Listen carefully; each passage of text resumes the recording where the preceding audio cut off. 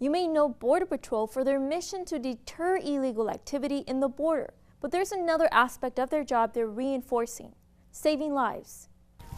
In unforgiving South Texas terrain under relentless heat and among thick brush, immigrants crossing illegally will at times become lost. Some lose everything.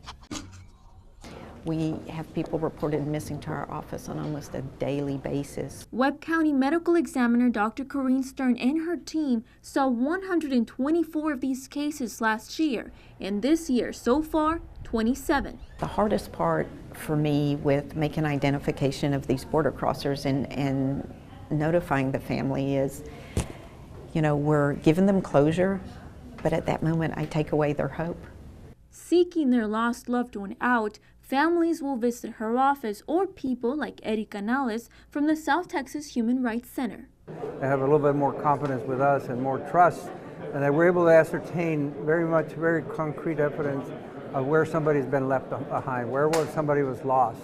However, they don't have access to private lands the way Border Patrol does. Sometimes you're at the right place at the right time and you're surrounded by the right people. Encircled by foreign consulates, nonprofit organizations, and local, state, and federal law enforcement agencies, Border Patrol Laredo Sector Division Chief Doyle Amidon is hoping everyone knows what role they can take in the Missing Migrant Initiative. Well, basically what this does is kind of centralizes the request for help.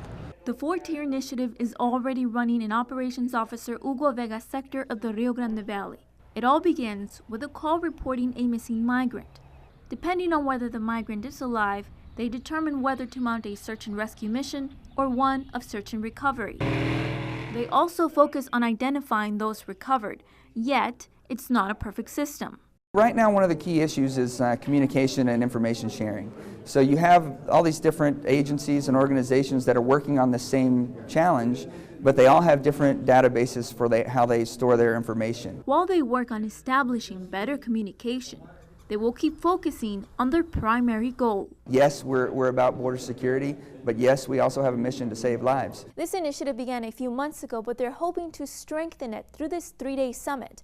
Border Patrol has dedicated 3 agents and 2 supervisors for this initiative. For KGNS, I'm Valerie Gonzalez.